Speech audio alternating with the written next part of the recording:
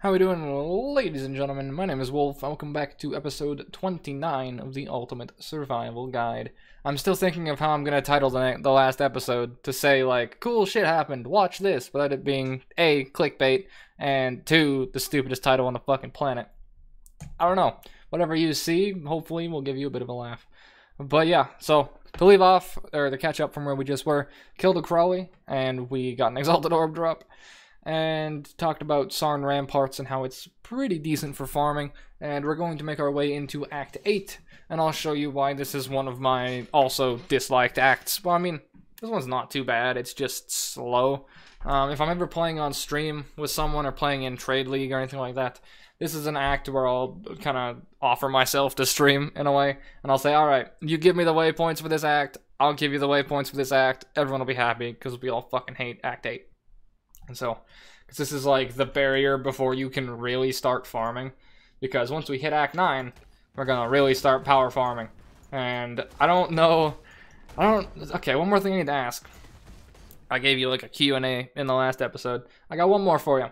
How much farming do you want to see in this series? Because I could go and farm in Blood Aqueducts till like 72 or until character is equipped.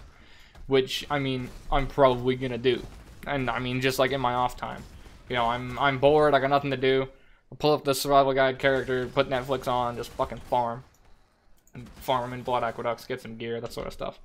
How much of that process do you guys want me to show and document?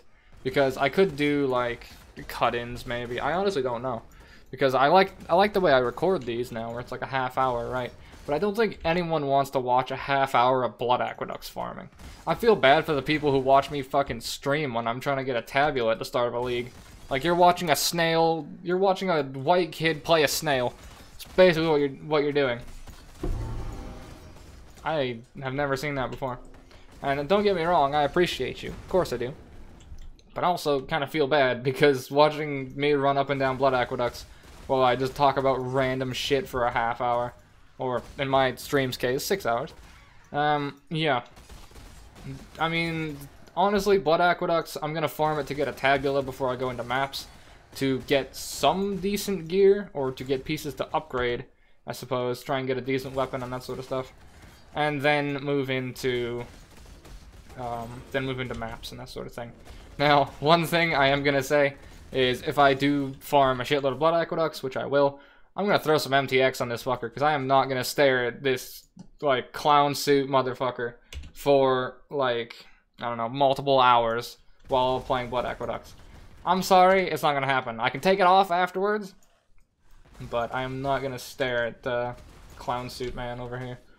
I'm not the biggest fan of playing a character who looks like he came out of leveling in Outlands. Very specific people might get that joke, and if you do, I appreciate you. But yeah, nowadays everyone wears heirlooms, so they don't know this struggle anyways. But those of us who do, Although, you might also look at me and think, he's too fucking young for that. You're also not wrong. You're also not wrong. I was playing Burning Crusade servers when I was like 7 or 8. Not gonna lie. It was better than current WoW. But still. That's a different story for a different day.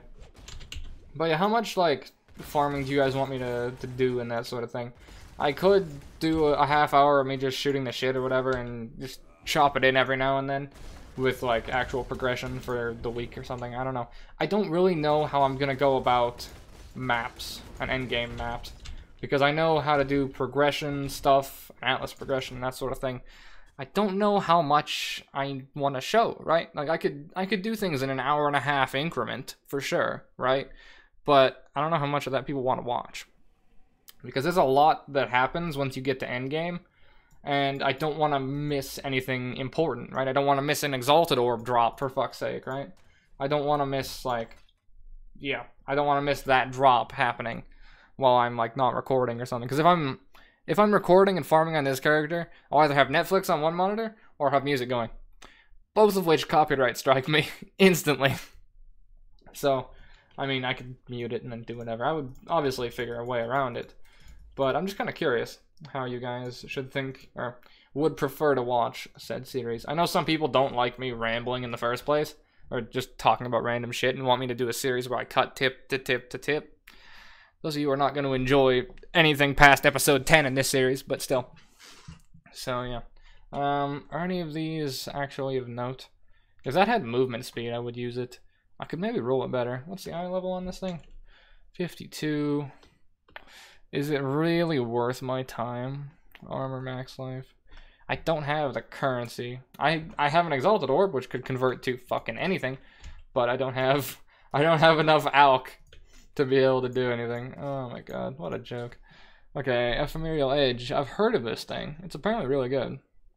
That's good damage. That's a really good damage. Attack speed's not horrible. Honestly, for being a one-hander, if I had a second sword to follow this up with, I would probably use it.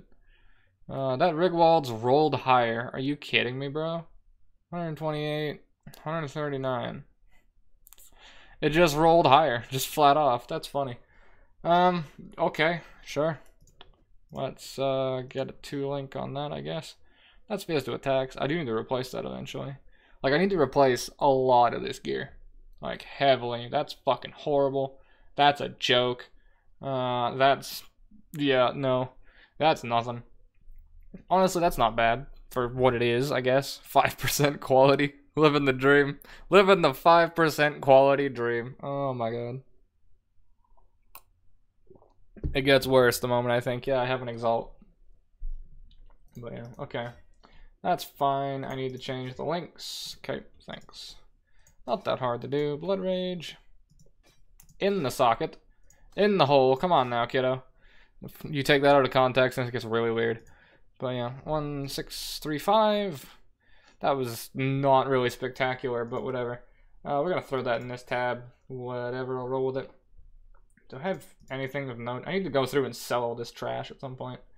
But yeah, that Spring Leaf could actually be useful depending on what I play later. Maybe. That's like RF shield. Honestly, that's Righteous Fire shield. Although I don't think this character's equipped to do that. Alright, anyways, bank that. Probably gonna sell that. That Regal is gonna be massive. I don't know if I've actually regaled an item in this yet. I think I regaled a weapon at one point, right? I think I did. If not, I'll be showing you how to use that later on. I do show you how to use it in my crafting series. You know, nice self-plug. But yeah, I do that, if you are curious. Yeah, that series has been going over relatively well, and I'm gonna record some, again, pretty soon, for weapons and stuff. Which weapons is a little more confusing, but I kind of showed how to craft weapons in this series already, didn't I? Or I just alched one and hit fucking perfect rolls. One of the two. One of the two. We're going to turn this star in and use my skill points very quickly. We are going to go back here with the bridge encampment and walk down to Whalem to turn my quest in. Ugh. Wonderful. Wonderful. Talk to Sin. Do I have any other pantheons to put in? While stationary, gain damage reduction every second. Meh. Damage reduction for each hit you've taken recently. Reduce burning ground. Life flasks gain 3 charges every 3 seconds if you haven't used a life flask recently. And then Relicash. I'm going to put this on when I go to do Labyrinth stuff, which should probably be soon. Should probably be soon. I'll do Labyrinth once I get to Izaro. That's what I think. Or anyone who's actually played PoE before just realized I'm a fucking idiot. I'm gonna do Lab once I get to Blood Aqueducts, pretty sure. I'll put the Risalada on, especially for the area I'm going into. I'm gonna need to heal a lot.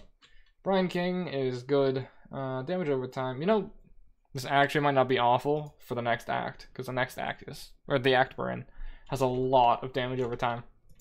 So I may actually aim for that. Let's use that, and let's get our 2 points of mana leech.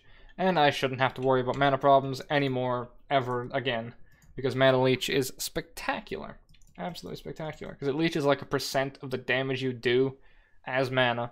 So if you hit really hard, you just get all of that back as mana instantly.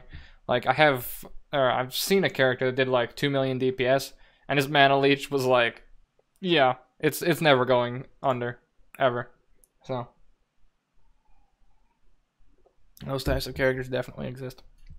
Okay, the Toxic Conduits. It's like you're playing League all over again. Okay, this area, every time you kill things, they will emit a poison cloud, as well as they have these wonderful mobs that are going to jump on you over and over that do a lot of damage. So you'll see after I kill these things, the poison that they put on the ground, you'll see it degenerates even my health.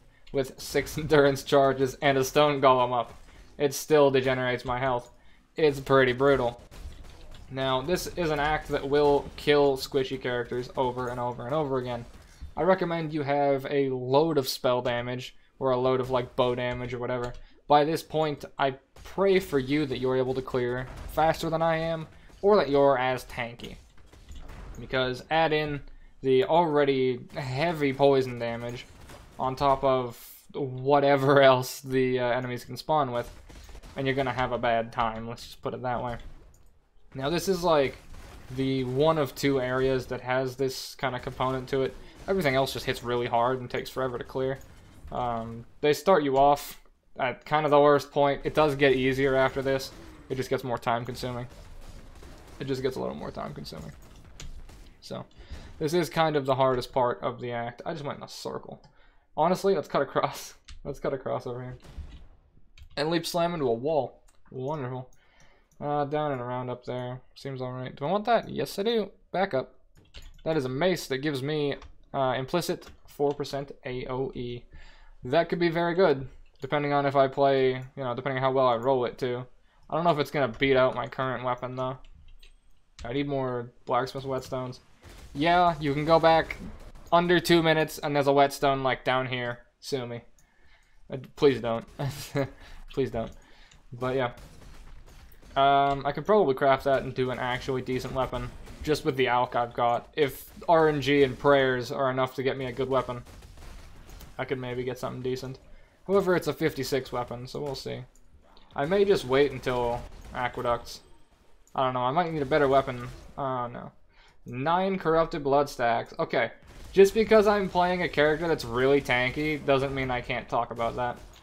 With 9 corrupted blood stacks, any character who doesn't have more life regen than he does will to live is dead. Straight up. Be very careful with corrupted blood stacks. I believe I showed those off during Dominus and that sort of stuff, but it'll kill you very quickly. It's one of the main reasons that even when I'm speed leveling a character, I have a bleed removal flask, because you can get corrupting blood on unique enemies, you can get corrupting blood, ow, on rares, on blue packs, on yellows, that sort of stuff. And you won't know, because you won't read the pack, ever, because it's just something you don't do. At least I don't do. I don't look at a pack and go, hang on, let's get the magnifying glass. It's not something I do when I'm going at Mach speed through maps. So, you'll get hit by a corrupting blood pack, go, why the fuck is my health going down? And then die. Now, the way to counteract that is to put bleed removal on a flask you're pressing very, very often. Now, my flask setup, I like to have a bleed removal quicksilver flask, which is a movement speed flask. So one I'm pressing on the regular very, very often. So if I start taking a lot of damage, I'll press that one. If it's not stopping, we've got a problem. However, that is kind of how I get away with not really dealing with corrupted blood. But you need it on a flask somewhere, whether it's on a life flask, I've done that too. Panicked life flask of staunching is what those are called if you want to actually buy one. I'd recommend doing that, because rolling flasks are... would not recommend. But yeah, get a corrupted blood removal flask for leveling or anything like that.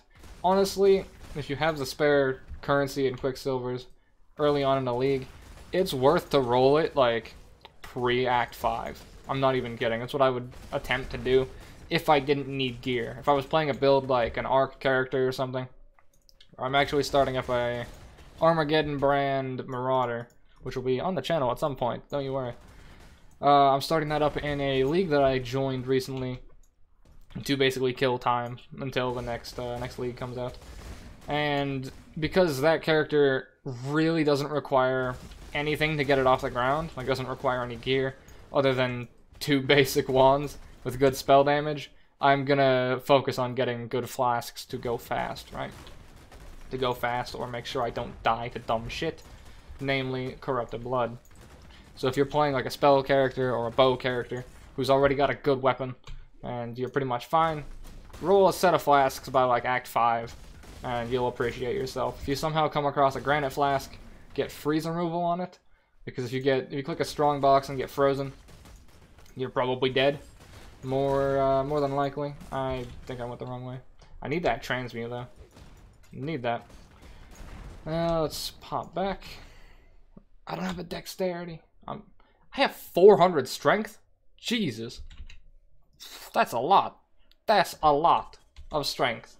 I mean, I could make a Baron character at this point. God damn. Okay, that's interesting. I could actually. What I'm thinking now is, because I have that one-hander, right? I got that one-hand sword.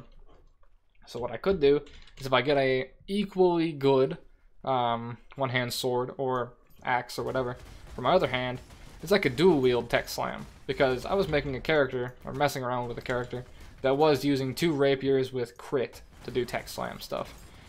It was interesting. I mean, I only played it for like maybe an hour or 2, but it was definitely intriguing. But I feel like I could even do it here if I come across the right weaponry. To which I have 1 good sword now and don't have a second one. So Blood Aqueducts farming could yield me legitimately anything. So we'll see when we get there. Could yield me any unique in the game. That's the biggest thing, right? That's my favorite part about Path of Exile and making new characters and playing in new leagues. Is like, just what am I gonna get? You know, you could start out with a specific idea. Like next league I could start playing Molten Strike, right? And it could work and be going perfectly fine. And then I could drop like, I don't know, a Rampage axe, or a pair of Face Breakers, or a Drill Neck, or a fucking Comb's Heart or something. I don't know. I've done all of this, by the way, just for reference. I had a Comb's Heart out of a Void card, which a Comb's Heart is a 2 Exalt item. Remember how I was talking about how Exalts are expensive, even though we have one now. Can't really say that as lightheartedly, I guess. That's like a really good chest piece. Had one out of a Void card, which was hilarious. I dropped a Drill Neck on my Ranger, which was also funny. Well, actually, I dropped it on a Marauder after I had played my Ranger. I dropped Face Breakers for the previous character on my Ranger. You see what I mean? You never know what you're gonna get, and that's my favorite part. And then building characters with whatever you've got is my second favorite part. Building characters in this game is fucking spectacular. Okay. Okay, this boss, this is kind of poetic, and I'm going to explain why. This is the boss that killed my first hardcore character.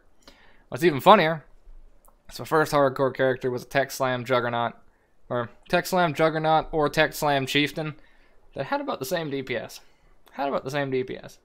So, it's kind of poetic in a way, but we'll see. That was the first thing my hardcore character obviously died to, so I didn't really have any other issues with it. But this boss is based on, 3 phases.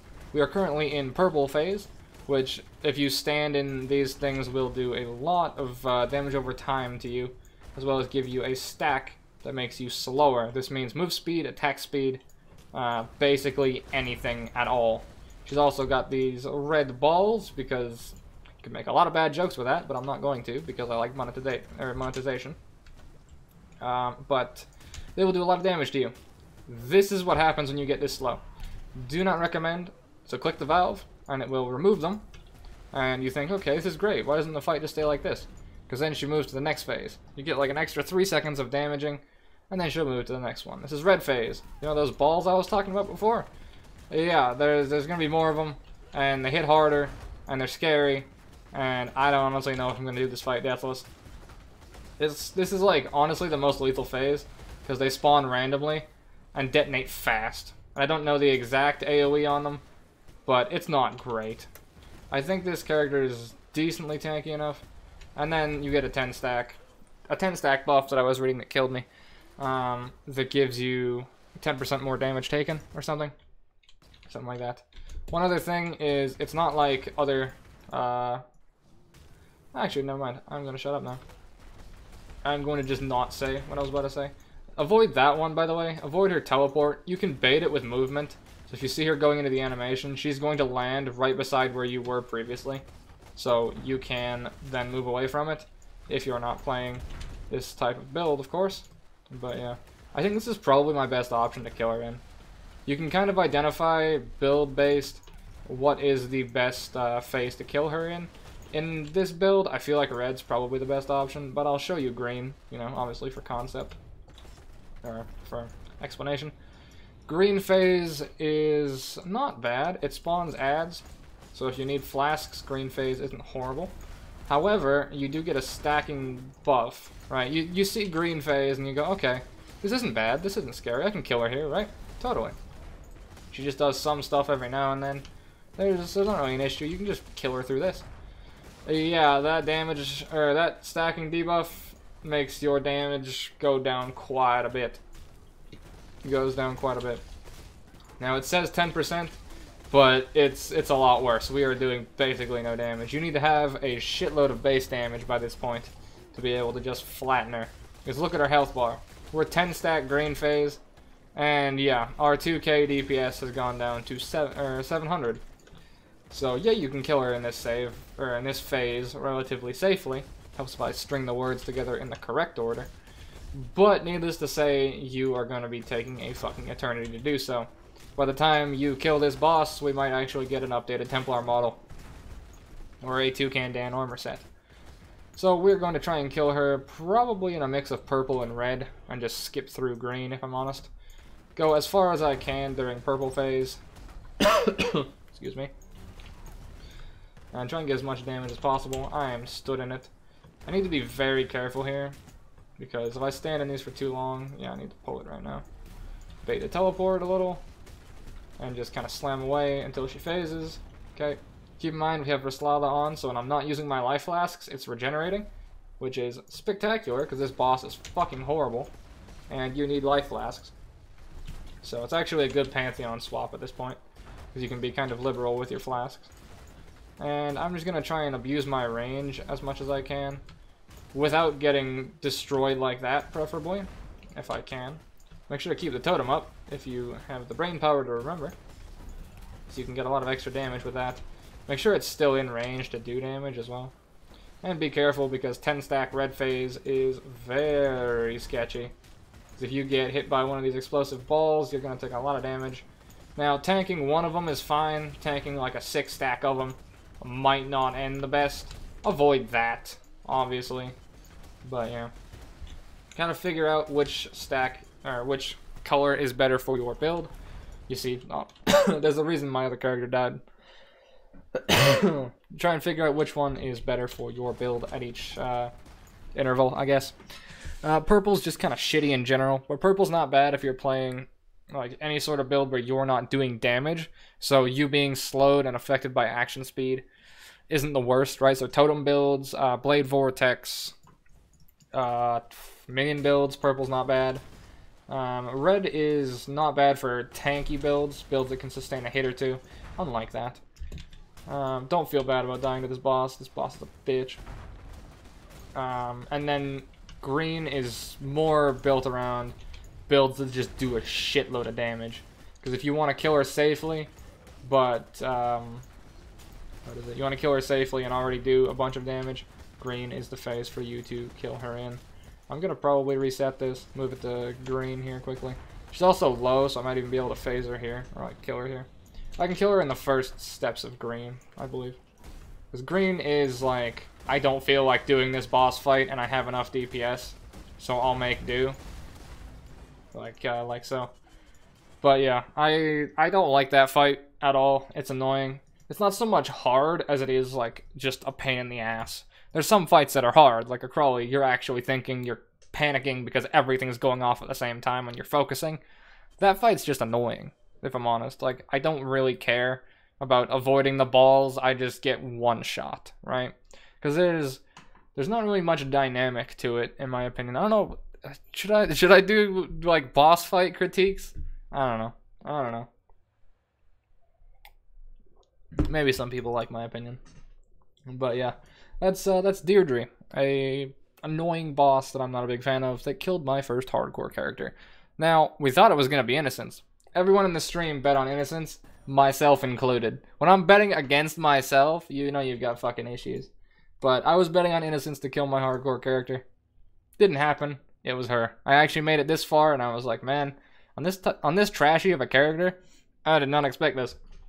But yeah, so there's that. These are just going to tell us that we need to go up either of these sides. Now, this is where things kind of diverge a little bit. I'm going to cut the episode in probably about a few minutes here before I really go into this, but I want to explain why this act is trash and how to go about clearing it effectively. So, essentially from this point, you kind of have some freedom in a way for which way you want to go, because you have to reach a point up here, which is like through 3 zones or whatever, on each side to be able to go get an orb. You need a lunar and a solar orb.